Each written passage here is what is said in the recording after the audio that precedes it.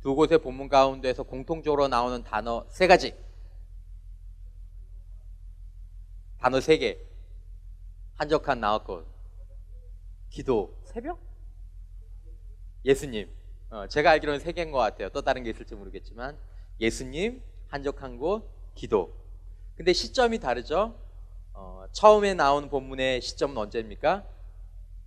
매우 아침 일찍, 날이 밝기도 전이니까 새벽이고, 그리고 누가복음 5장에 나오는 한적한 곳으로 나간 시간은 모든 일들이 다 맞춰진 이후에, 아니면 사람들이 굉장히 많이 어떤 그 사역의 끝마무리쯤 가운데에서 예수님께서 한적한 곳으로 나가서 기도하시는 이 장면이 바로 이 오늘 여러분들과 좀 보고자 하는 예수님의 모습이고, 그리고 예수님 안에서 우리들의 삶 가운데 이루어졌으면 하는 그런 모습입니다.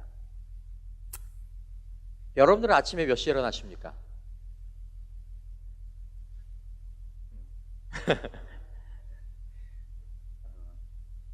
제 아내가 가끔 제 아내 그 얘기를 하더라고요. 아내가 가끔 이렇게 카톡을 하나, 이렇게 뭐 단체 카톡 하나 띄우면 대부분 9시나 10시 전까지는 방학 때 반응이 없어요.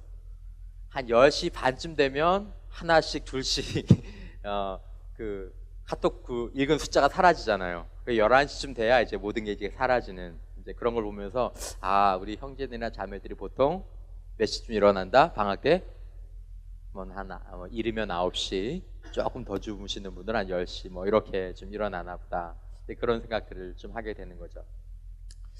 오늘 여러분 나누는 말씀이 다음 주부터 특세이기 때문에 준비한 말씀은 아닙니다. 그냥 묘하게 겹쳤다고 보시면 돼요. 왜냐면 지난주까지 여러분들 하나님의 말씀에 대한 교훈들을 여러분들과 나눴는데, 그리고 겹쳤기 때문이기도 하고, 또 이것이 연초에 우리가 다시 한번 돌아봐야 될 굉장히 중요한 주제이기 때문이기도 하고. 여러분, 예수님이 하루를 시작하시는 시간은 굉장히 이른 시간이었습니다. 그러니까 날이 밝기도 전에 시간이었죠. 그리고 예수님께서 그 하루를 시작하시던 제일 첫 번째 일과 그것은 한적한 곳으로 나가서 기도하시는 것이었습니다. 여러분들이 아침 일어나서 제일 먼저 하는 행동은 뭡니까? 주로 제일 먼저 하는 행동은 뭐죠? 핸드폰. 그래서 대부분 핸드폰 막 이렇게 눈 비비면서 이렇게 뭐야 왜 100개야 벌써 100개 나왔어 이렇게 보시는 아마 그런 시간들일 거라고 생각하고, 또 아침을 시작하는 제일 첫 단어나 첫 말은 어떤 건가요? 혹시 짜증나 이런 사람은 없겠죠?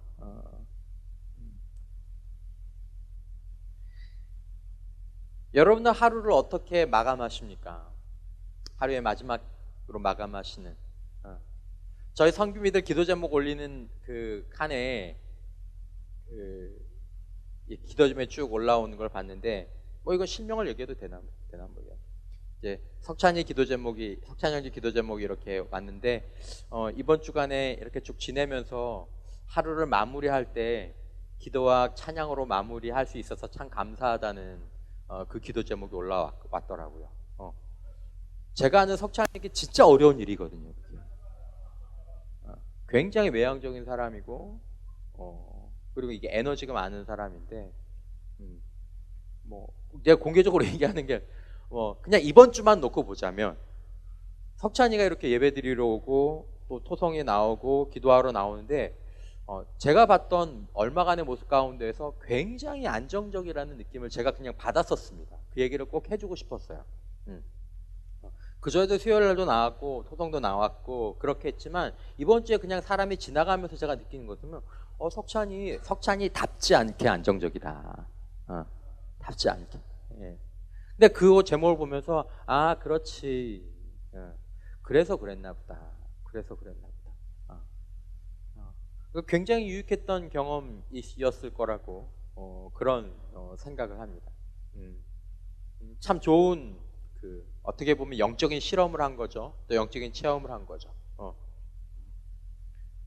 저도 마찬가지고 여러분들도 마찬가지지만 우리의 하루의 삶이 어떻게 되느냐는, 또 우리가 어떤 존재로 되어가느냐는 하루를 시작하는 방식, 하루를 마감하는 방식과 굉장히 많은 연관이 있습니다. 여러분, 예수님이 한적한 곳에 나가서 하루를 시작하시고 그 바쁜 가운데 있어서도 피곤하실 텐데 한적한 곳을 찾으시면서 하루를 마무리하신 이유는 무엇 때문이었을까요? 우리가 흔히 말하는 뭐 하기 위해서 가신 것입니까? 기도하기 위해서 가신 것입니다. 기도하기 위해서. 예수님이 구체적으로 무엇을 하셨는지는 사실은 나와 있지는 않습니다. 한적한 곳으로 나가셔서 기도하셨다라는 것만 우리가 알 수 있을 뿐입니다. 하지만 여러분, 분명한 것은 이 땅에서 예수님께서 우리에게 이 말씀을 통해서 내가 한적한 곳에서 나가서 하루를 시작하고 하루를 마감하지 않으면 안 된다라는 사실들을 예수님께서 친히 보여주셨고, 그것들을 보면서 우리로 하여금 무엇인가 그것을 통해서 우리로 하여금 말씀하고자 하는 바가 계셨다라는 것입니다. 예수님에게 그 시간이 없어도 될지, 여러분, 예수님께서 우리들에게 보여주신 것 가운데에서 보여주신 의미가 두 가지 의미가 있는데, 첫 번째 어떤 의미가 있는 것들이 있냐면, 예수님도 그렇게 하지 않으면 안 되기 때문에 그렇게 하신 게 있고, 예수님은 굳이 그렇게 하지 않으셔도 되는데 우리들에게 보여주시기 위해서 그렇게 하신 것이 있습니다. 가령 예수님께서 세례를 받으시던 장면 같은 거, 예수님은 굳이 세례를 안 받으셔도 되거든요, 세례요한에게. 근데 우리에게 세례에 관해서 보여주시기 위해서 세례요한에게 세례를 받으셨습니다. 근데 여러분, 기도 같은 거, 한적한 곳에서 나가서 기도를 하시고 돌아오시고 사역이 마무리되신 다음에 한적한 곳에서 기도하시는, 바로 이것은 예수님께서 우리에게 단순히 보여주시기 위해서 그러신 것이 아니라 예수님에게 이 땅에서 사시는 동안 예수님에게 이것이 꼭 필요했기 때문에 그 시간들을 우리들에게 나타내 보이신 것이다라는 것입니다. 어떻게 여러분들에게 들릴지 모르겠지만 사실 오늘 설교 준비하는 것이 어려웠어요. 불안하죠. 내가 준비하는 게 어려웠으면 여러분들한테 말하는 게 쉬울까 어려울까? 어렵지. 각오를 하라는 얘기지. 여러분, 이 시간은 예수님을 예수님답게 만든 시간이 바로 여기에 있는 거죠. 그리스도인을 그리스도인답게 만드는 시간이 하루를 시작하는 기도와 하루를 마감하는 기도. 아니, 조금 더 구체적으로 얘기하면 하루의 시작을 하나님과 함께 하고 하루의 마무리를 하나님과 함께 하는데, 예수님을 예수님답게 하는, 그리스도인을 그리스도인답게 하는 무엇이 거기에 담겨 있다는 것입니다.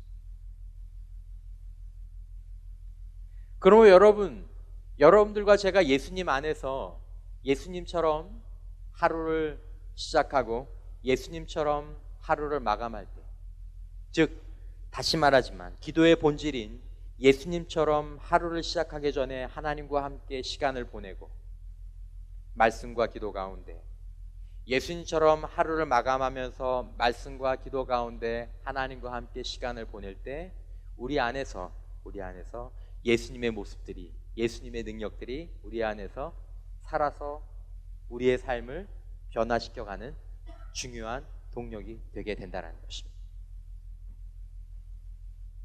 여러분, 그 시간에 어떤 것들이 일어나게 됐을지는 세부적으로 얘기할 수 없습니다.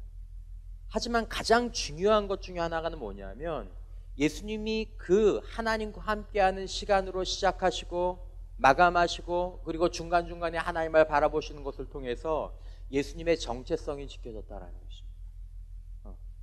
이 땅에 오신 하나님의 아들로서의 정체성, 내가 누구이며 내가 무슨 일을 해야 할지, 그리고 그 일을 하는 능력을 공급받으시는 것이 바로 그 시간들을 통해서 예수님께 주어지셨다는 것입니다. 여러분들은 어떤 사람들입니까? 여러분들이 누구인지 여러분들은 알고 계십니까? 난 이런 사람이야. 사람은 자신의 정체성을 할 때 편안해집니다. 그리고 행동과 사고를 명확하게 할 수 있습니다. 근데 그리스도인들이 하나님과 함께하는 시간들을 갖지 못할 때 사라지는 것 중에 하나가 뭐냐면 자기 정체성에 대한 인식, 나는 누구인가, 나는 어떤 사람인가. 하나님은 우리가 어떤 사람인지 알게 해주십니다. 우리에게 기원을 알게 해주시고. 여러분, 그리스도인을 그리스도인답게 존재하고 그리스도인답게 살아가는 힘이 예수님의 그 시간들 가운데서 나오는 것처럼 우리에게도 그 시간들을 통해서 이 힘들이 나오게 된다는 것입니다. 여러분, 오늘날 그리스도인들의 모습을 저와 여러분들 포함해서 한번 생각해 보셨으면 좋겠습니다. 예수님이 이 땅에 계시는 동안 한적한 곳으로 아침으로 밤으로 나가셨는데 그리스도인이라고 하는 사람들이 예수님 안에서 하나님께로 나아가지 않는다. 이것을 우리가 위기라고 보는 것입니다. 위기라고. 여러분들은 하나님과의 관계가 어떻습니까? 요즘 아주 쉽게 듣는 말이지만 여러분들은 하나님과의 관계가 어떻습니까? 여러분들 얼마나 자주 하나님과 만남의 시간들을 가지고 계십니까? 얼마에 한 번 여러분들은 이렇게 예수님 안에서 하나님 아버지를 만나고 계십니까? 우리는 예수님 안에서 하나님 아버지를 만나거든요. 여러분, 가장 최근에 여러분들이 하나님 아버지 앞에 나아가셨던 시간은, 예수님 안에서 나가셨던 시간은 언제신가요? 어떤 사람들은 하루에 두세 번일 수도 있겠죠. 아침에, 저녁에, 그리고 일과 중에. 어떤 사람은 하루에 한 번일 수도 있습니다. 아침일 수도 있고 저녁일 수도 있고. 근데 어떤 사람은 일주일에 한 번인 경우도 있고 심지어 일주일에 한 번이 아닌 경우도 있고. 한 달에 한 번. 사실은 한 달에 한 번이라면 한 달에 한 번은 주님을 만나지 않는 것과 하나님을 만나지 않는 것과 비슷할 것입니다. 한 달에 한 번 집을 방문하는 사람은 누구죠? 식구인가요? 남편인가요? 아내인가요? 한 달에 한 번 방문해 주신 사람. 안녕하세요. 웅진 코디입니다.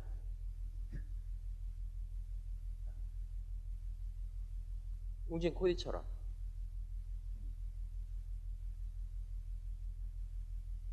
여러분, 성경에 보면 기도는 그리스도인들에게 의무처럼 요구됩니다. 예수님은 의무처럼 말씀하셨고 성경의 기자들도 마찬가지고 신앙의 선배들도 기도에 관해서 이렇게 얘기합니다. 이거 왜 그러냐라는 것입니다. 여러분들이 기도를 하건 기도를 하지 않건 왜 성경에서 하나님께서, 예수님께서 우리들에게 기도하라고 말씀하시는가? 왜 기도하라고 하실까? 여러분들은 어떻게 생각하시죠?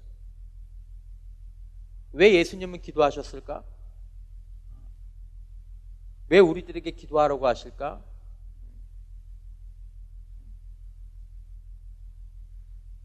여러분, 기도의 자리는 하나님과 우리 사이를 이어주는 끈과 같은 역할을 합니다. 누구와 누구를 이어준다고요? 하나님과 우리 사이를 이어주는 끈과 같은 역할. 그러므로 여러분, 기도를 소홀히 하면 어떤 결과가 생기나, 아니면 기도의 그 의무를 충실히 하면 어떤 열매가 맺히는가는 다 이 원리에서 결정이 되는 것입니다. 자, 내가 하나님과 함께 만나고 하나님과 교제하는, 하나님과 이어주는 끈이 든든하다. 나는 하나님과 하나님 아버지와 예수 그리스도 안에서 자주 만나고 자주 교제한다. 이랬을 때 맺히는 열매. 아니면 나는 하나님 아버지와 별로 만나지 않아. 나는 하나님 아버지와 거의 만나는 일이 없어. 심지어 별로 생각도 안 나. 이랬을 때 생기는 결과들. 이것이 다 기도에서 나오는 것들입니다. 그러므로 여러분, 기도의 소홀함이라는 것은 하나님과 우리 사이의 소홀함을 뜻하는 것입니다. 하나님과 우리 사이의 관계가 희박하고 약해지는 것을 뜻하는 것입니다. 하나님과 내가 만날 기회의 상실을 뜻하는 것이 기도의 소홀함입니다. 정확하게 여러분, 기도의 본질은 당신은 하나님과 만나십니까? 라는 이 질문에 대한 대답부터 나오는 것입니다. 여러분, 하나님을 아버지라고 둔다는 것, 하나님을 아버지라고 둔다는 것에 대한 의미도 많습니다. 기도에 대한 설교를 준비할 때마다 사실은 제가 좌절하게 되는 경우가 이 기도가 손대야 될 것들이 너무 많고 기도가 갖고 있는 끝이 너무나도 깊기 때문에 이게 어렵기도 하지만 어쨌든 이 말씀을 나눠야 되니까. 여러분, 하나님을 아버지라고 둔다는 것은 무엇입니까? 여러분들은 하나님을 아버지로 두고 그 하나님과 관계를 가질 때, 하나님과의 좋은 관계 가운데 있을 때 어떤 것들을 우리가 기대할 수 있습니까? 여러분, 하나님은 우리 인생 가운데 기도 가운데서 가장 훌륭한 위로자가 되시고, 가장 좋은 친구가 되시고, 가장 훌륭한 멘토가 되시고, 가장 지혜로운 코치가 되시고, 가장 위대한 상담자가 되실 수 있습니다.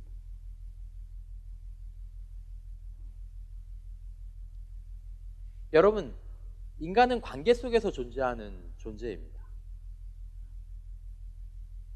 여러분들의 지금 현재의 삶이 하나님과의 관계 속에서 존재하고 있는지 아니면 그것과 떨어져서 존재하는지 생각해 보셔야 될 필요가 있다는 것입니다.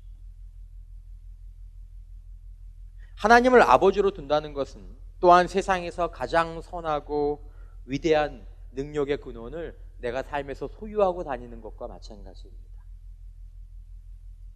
그러니까 예수님은 한적한 곳에 나가서 기도하시면서 자신의 사랑하는 아버지와 함께 교제하시고 위로받으시고 때로는 나누시고 그리고 하나님의 거룩한 임재 가운데 자신의 삶을 충전하시는 시간들을 그 시간 가운데도 가지셨다는 것입니다. 근데 우리는 어떠냐라는 것입니다.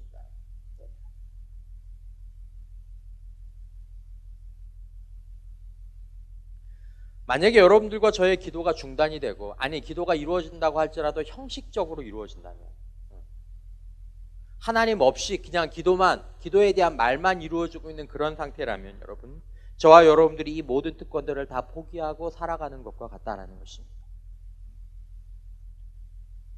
그러면 여러분, 하나님께서는 저와 여러분들에게 끊임없이 진실한 기도를 추구하고 진실한 기도로 회복하는 가운데에서 하나님과의 관계를 유지하고 풍성해야 될 책임을 주셨고, 또 그것이 우리들에게 특권이라고 말씀하고 계신다는 것입니다.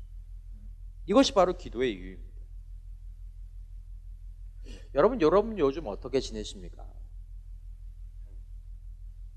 이건 여러분들에게 던지는 질문이자 동시에 저에게 던지는 질문입니다. 제가 목사 이전에 한 명의 그리스도인으로서, 아니 하나의 그리스도인 이전에 하나의 인간으로서 제가 저에게 던지는 질문, 너 요즘 어떻게 지내니?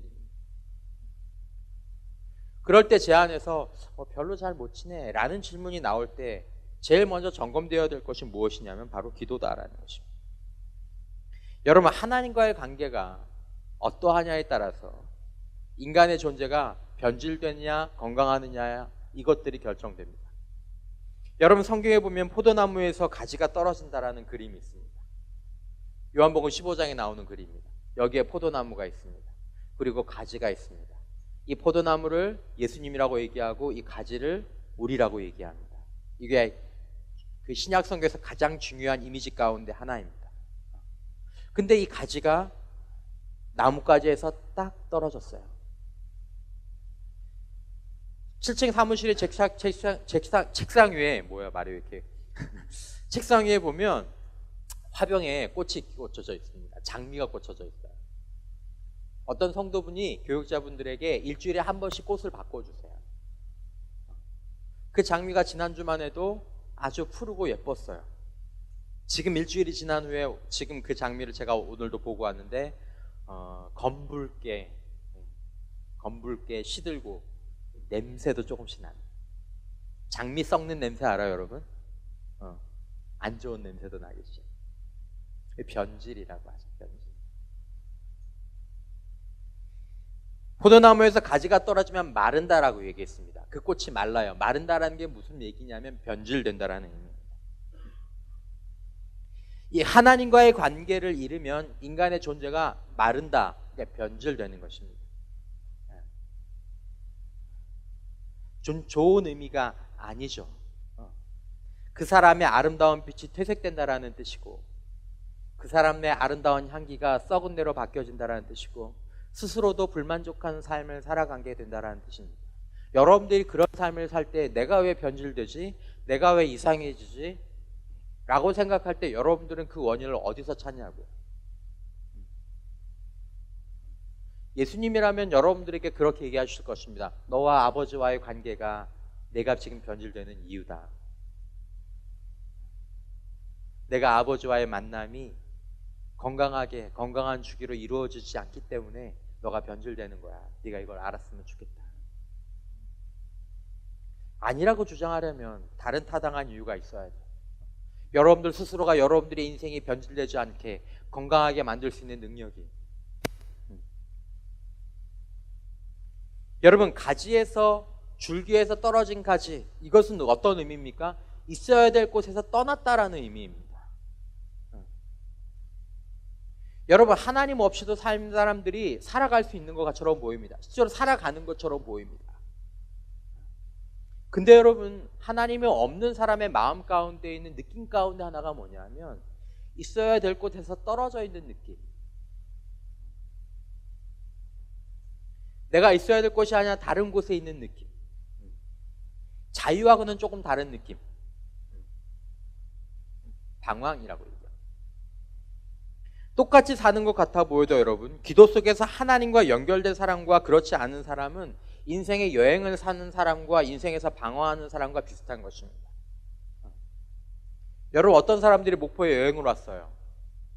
그리고 목포에서 방황하는 사람이 있어요. 두 사람이 겉으로 보기에는 별로 차이가 나지 않습니다. 그러나 내면은 많은 차이가 있죠.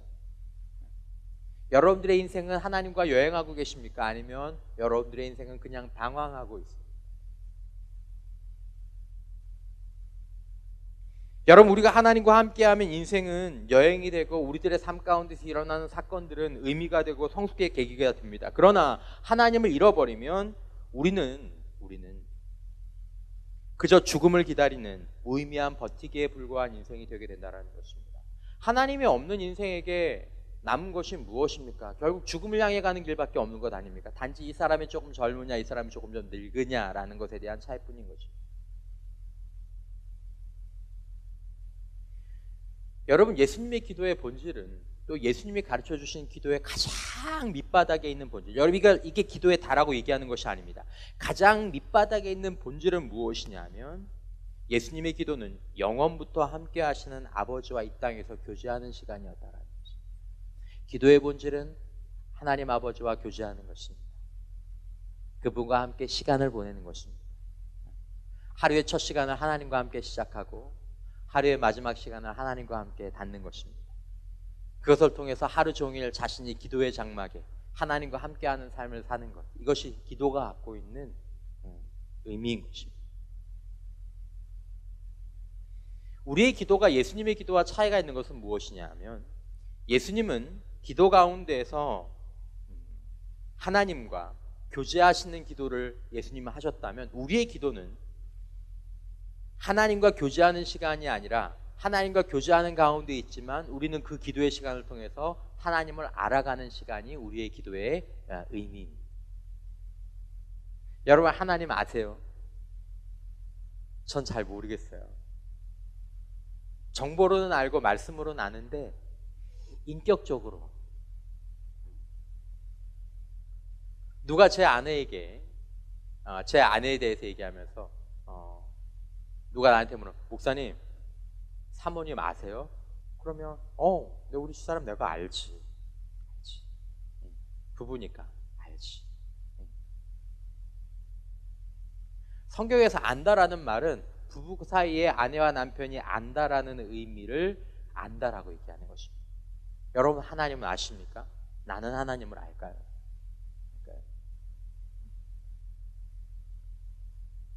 이 하나님을 알게 되는 이 지식이 어느 때에만 가능합니까?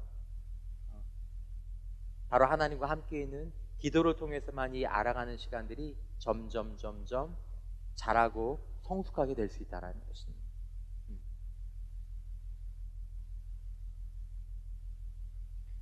여러분, 이제 여러분들이 다음 주간 기도할 때 저는 여러분들이 마치 기도를 처음 배우는 사람처럼 기도를 다시 한번 재정립하는 시간이 되었으면 좋겠습니다.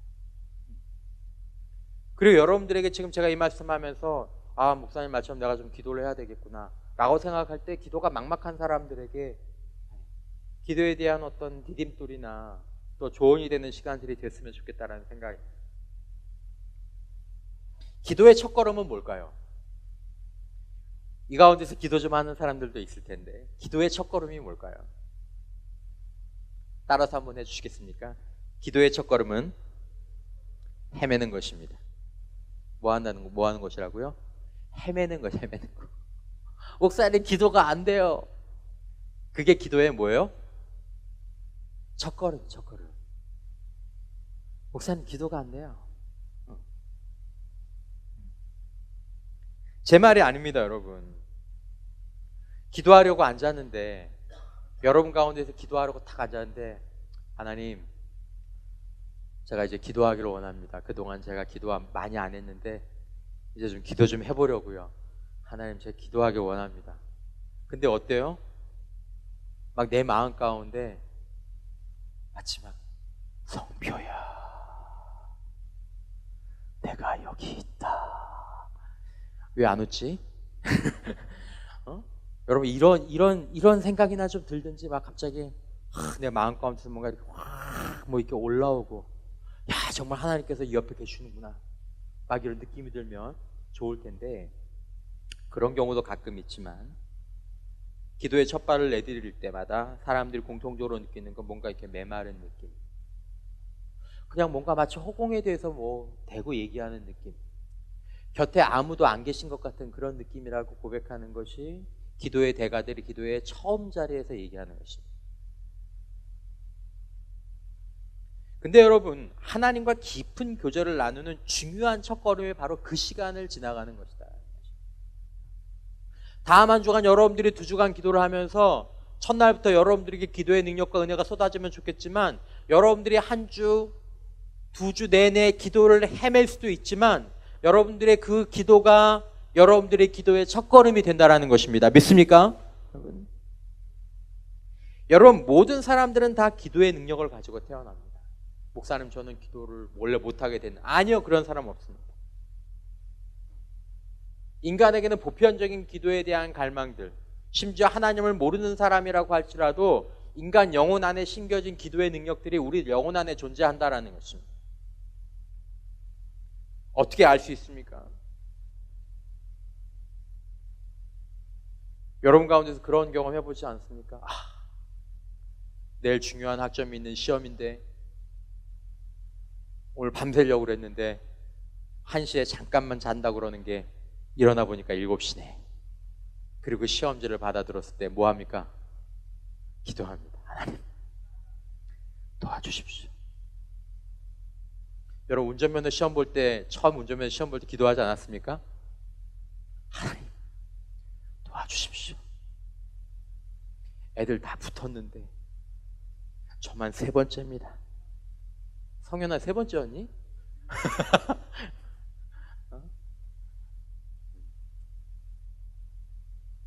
가족 가운데 사람이 치료할 수 없는 절망적인 병을 선고받았을 때 어느 날 갑자기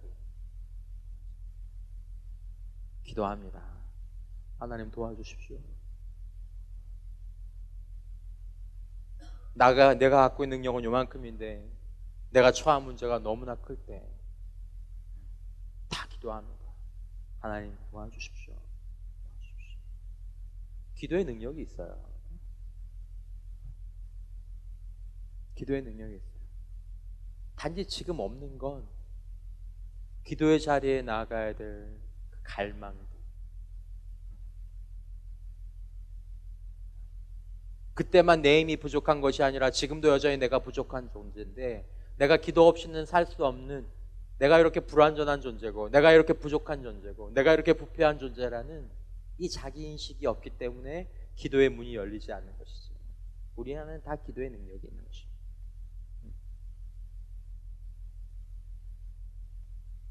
그렇지만 여러분, 기도를 하려고 하면, 평상시에 기도를 하려고 하면 헤매게 된다는 거예요.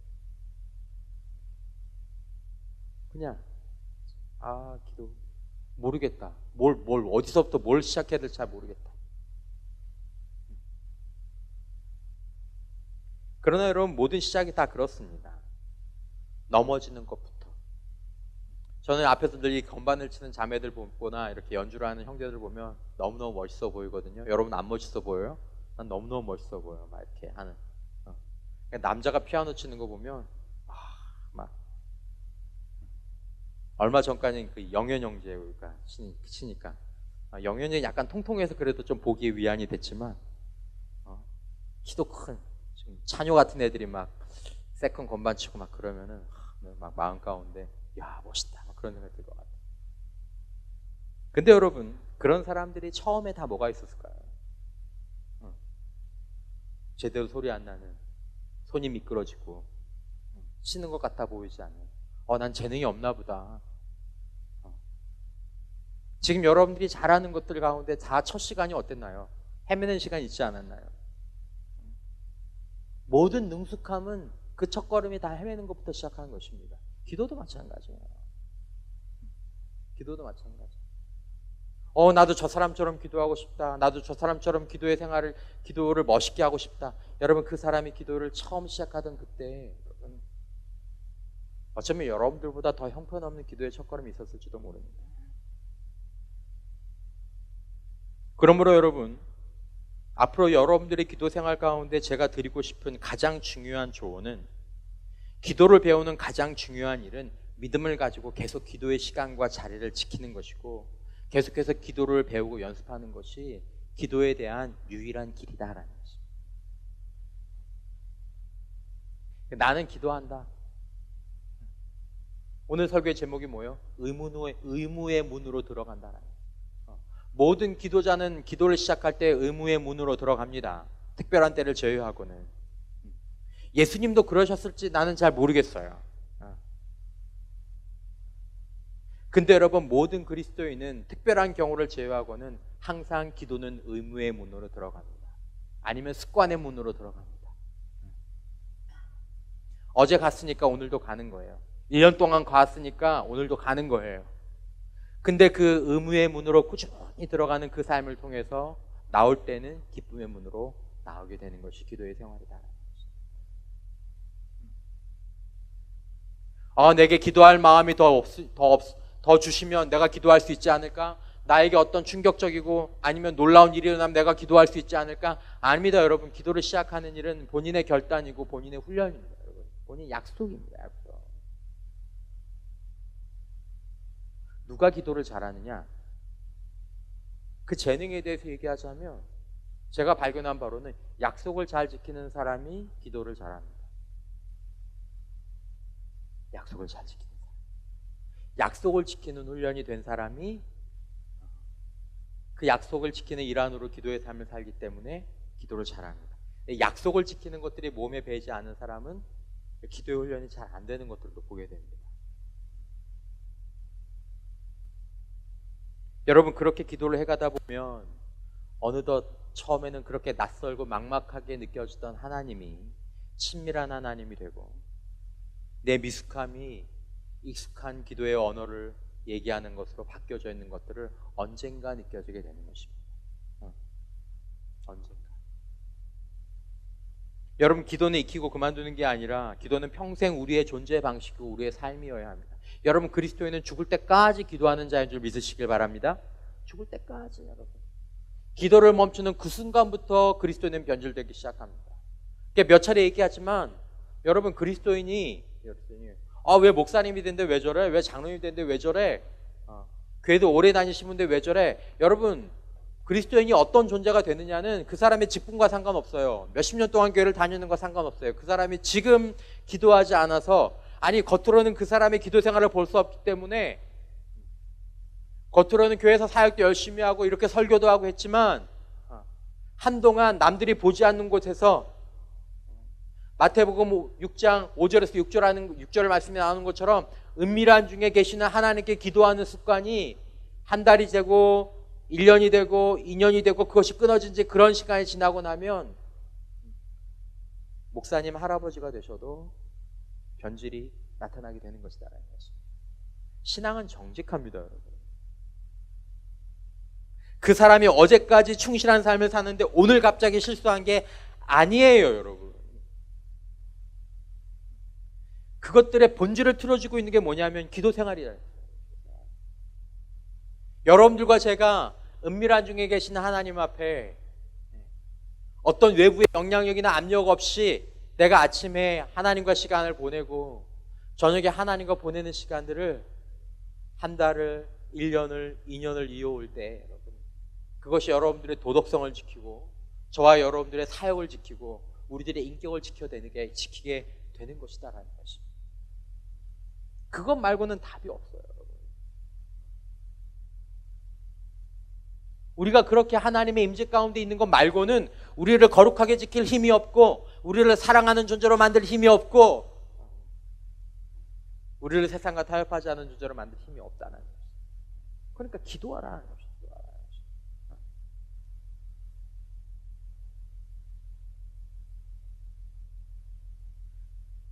그러므로 여러분, 이 땅에서 그리스도인이란 말은 다른 말로 바꾸자면 기도가 필요한 존재다라는 것입니다.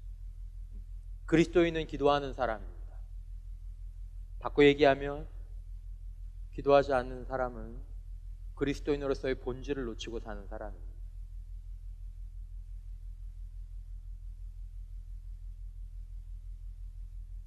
그에게 그리스도인다운 열매가 나타나기가 어렵습니다. 요한복음 15장의 얘기가 그렇지 않습니까? 너희가 내 안에 있으면 가지가 포도나무에 붙어 있으면 열매를 맺고 많이 맺게 되는데 이게 떨어지면 없는 거죠. 여러분들 비난하자는 게 아닙니다. 원리가 그렇다라는 거예요.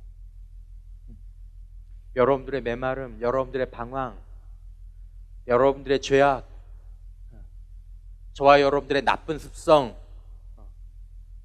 우리들의 이기적인 생각과 마음, 그걸 처리한다고 되는 것이 아니라 하나님과의 관계를 회복해야 그것들이 우리 삶 가운데에서 처리되기 시작한다는 것입니다. 이걸 알아달라는 것입니다.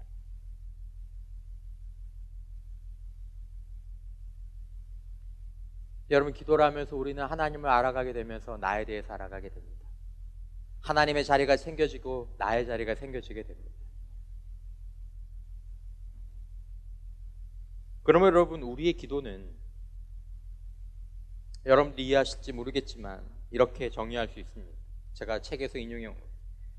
기도는 하나님이 거룩한 말씀과 은혜로 시작하신 대화를 끊임없이 이어가서 마침내 주님과 온전히 만나는 단계에 이르는 일을 가르친다. 마침내 주님과 온전히 만나는 일을 기도다라고 얘기합니다. 우리 가운데 기도의 완성에 이른 사람은 없습니다.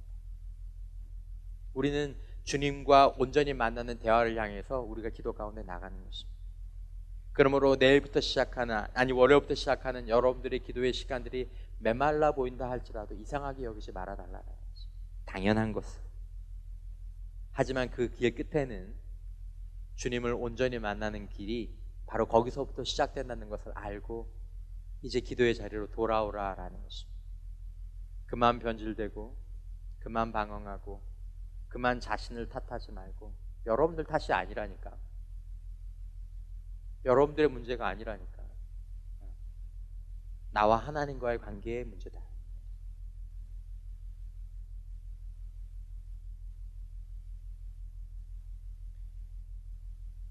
여러분, 제가 제 아내를 오랜 세월 가운데서 만나고 2019년이니까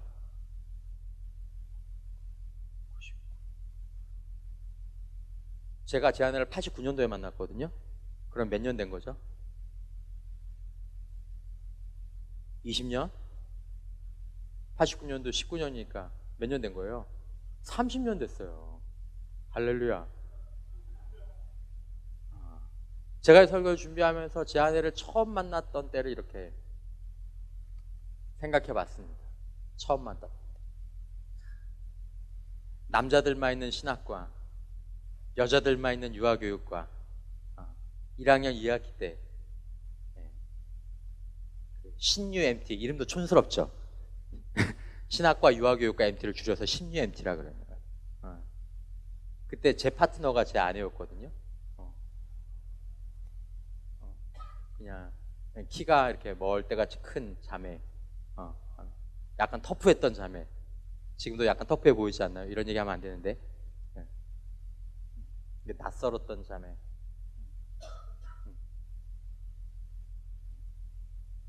제가 제 아내의 마음을 잘 헤아리지는 못할지 모르겠지만 제 아내는 저를 보면 귀신같이 합니다. 우리는 말이 별로 필요 없어요. 척 보면 척이죠. 30년. 몇 년? 30년 여러분. 많이 싸웠다.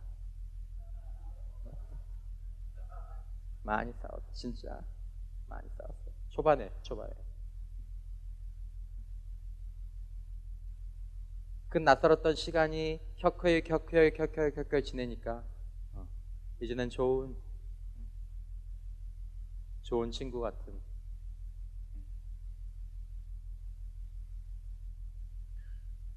여러분, 주님과의 만남을 하루아침에 한 달 안에 끝내려고 하지 마십시오. 이것은 1년, 5년, 10년, 20년, 30년 아니 그 이상 가서 알게 되는 긴 여정입니다. 그걸 결단하셔야 된다. 나는 남은 인생 기도하는 자로 산다. 아침을 기도로 열고 밤을 기도로 닫는. 여러분, 신앙의 선배들은 우리들에게 얼마의 주기로 얼만큼 기도하라고 얘기할까요?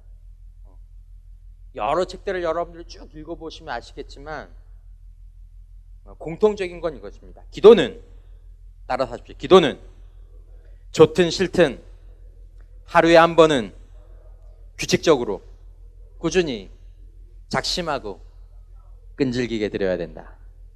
유명한 그 포사이드라는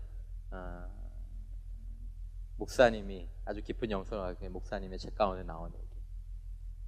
기도는 좋든 싫든 매일 하루에 한 번은, 이건 최소야, 하루에 한 번은 규칙적으로 꾸준히 작심하고 끈질기게 드려야 된다. 자기도 그랬다는 거예요.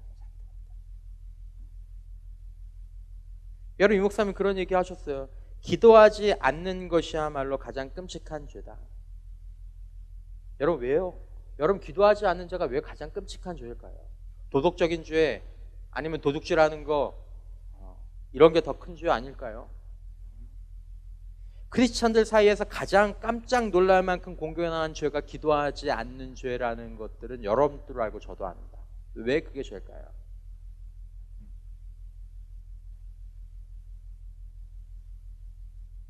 가령 남편과 아내가 함께 살면서 아내가 남편에게, 남편이 아내에게 하루에 10분의 대화조차도 시도하지 않는다면 다른 무엇이 그 관계 가운데 의미가 있겠습니까? 하나님은 우리와 대화하기를 기다리고 계시고 아버지로서 우리를 바라보고 계시고 우리를 기다리고 우리를 초청하고 계시는데 우리가 그분 앞에 나아가지 않는 거야. 하루에 몇 분도 여러분들의 기도의 시간만큼, 어떤 사람에게는 일주일에 한 번도, 어떤 사람에게는 심지어 한 달에 한 번도 우리의 대화를 기다리시고 계신 하나님 앞에 말을 걸지 않고, 그게 얼마나 잔인합니까, 여러분? 그게 얼마나 잔인합니까? 아내가 남편과의 대화를 거절하고 남편이 아내와의 대화를 거절하고 그렇게 한 달을, 1년을, 2년을, 10년을. 가장 큰 죄 아닙니까? 가장 마음 아픈 죄 아닙니까? 그것보다 더 하나님을 마음 앞에 하는 것이 몇 가지나 더 있을까요? 그러므로 여러분, 우리의 기도의 모습은 정확하게 신앙의 현재의 모습입니다.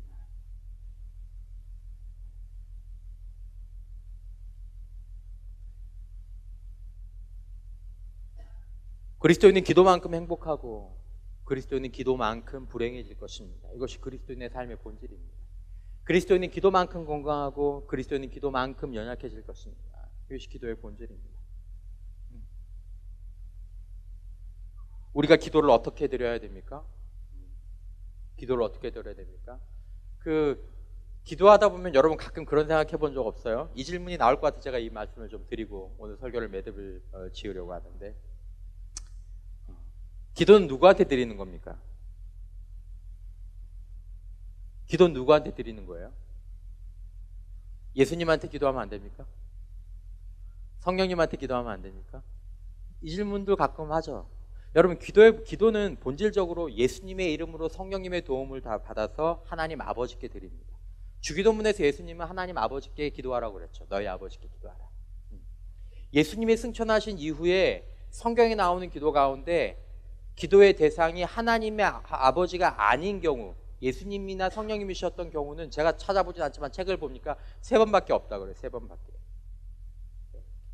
그러니까 안 되는 건 아니지만 아주 특별한 경우를 제외하고는 기도는 예수님의 이름으로 성령님의 도움을 받아서 하나님 아버지께 드리는 게 기도입니다.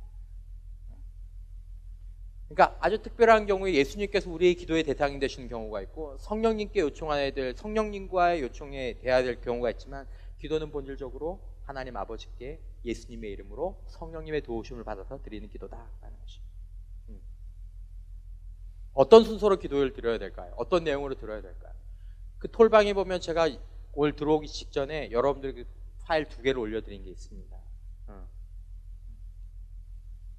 이건 팀켈러 목사님이 제안하신 기도인데 여러분들이 이 가운데서 하나를 택하면 좋지만 중요하게 말씀드리고 싶은 건 뭐냐면 기도의 가장 첫 단계를 우리나라 사람들이 특별히 잘 하지 않는, 그러니까 지금 기도를 제법 한다고 하는 형제나 자매들도 꼭 다시 한번 돌아봤으면 하는 중요한 기도의 첫 단계, 바로 찬양과 감사로 기도를 시작하라라는 것입니다. 지난주에도 말씀을 나누면서 여러분 그런 얘기 들었죠? 찬양과 감사로 말씀을 묵상하기 전에 하나님 앞에 나아가라. 이것이 굉장히 중요한 기도의 문을 여는, 영적인 문을 여는 하나님 앞에. 그래요 여러분, 우리의 기도 생활 가운데서 꼭 동반되었으면 좋겠는 게 뭐냐면 말씀을 가지고 먼저 기도하라는 것입니다. 그러니까 여러분, 기도는 말씀과 같이 섞여져 있습니다.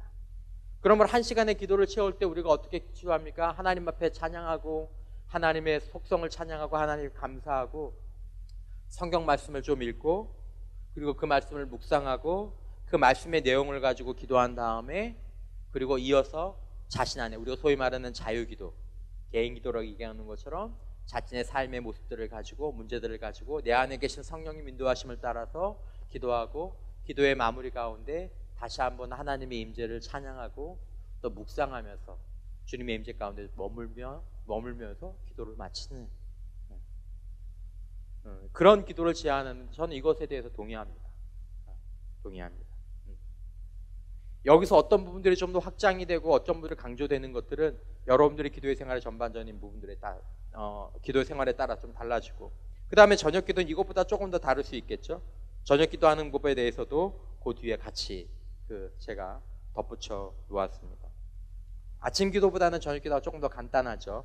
하나님 앞에 좀 나아가서 하나님 요청하고 그리고 시편이나 말씀을 조금 읽고 그리고 하루를 돌아보면서 이런 내용들을 가지고 좀 앞에 기도하고, 나는 기도가 처음이다. 거기도 나와 있어요. 제가 기도를 처음 시작하는 사람들을 위한 제안도 거기다 적어놨습니다. 여러분들이 좀 보시면서 하나님 앞에 나아가고 이렇게 묵상하고 또 이렇게 말씀을 가지고 기도하고 이렇게 기도하고 또 하나님께 찬양하고 그렇게 좀 마치면 되겠다. 제가 기도에 대한 필요성들에 대해서 말씀을 드렸고 기도에 대한 중요한 내용들을 말씀을 드렸고 또 기도를 어떻게 하는 것인지에 대해서까지 여러분들한테 제안을 드렸습니다. 이제 공은 여러분들에게 갔습니다. 여러분, 다시 한번 여러분들과 제가 올 한 해 기도의 성장과 축복이 또한 기도의 결단이 있는 저와 여러분들 될 수 있기를 주님의 이름으로 축원합니다. 월요일부터 시작되는 특별 새벽 기도의 시간들 가운데 여러분 개인적으로 그냥 기도의 시간들 설교 듣고 끝내지 마시고 내가 30분이나 1시간은 꼭 기도한다라고 생각하고 이것들을 좀 피면서 또 이것들을 사용해서 여러분들이 한 2주간 기도의 생활들을 지내보면서 여러분들의 삶에 일어나는 변화들이나 또 마음의 변화들 또 생각의 변화들을 보면서 그 기도의 유익함들을 여러분들이 바라보셨으면 좋겠고, 우리 모두가 다 기도 안에서 안정과 평안의 삶을 사는 또 기쁨의 삶을 사는 하나님의 백성들이 될 수 있기를 주님의 이름으로 축원합니다.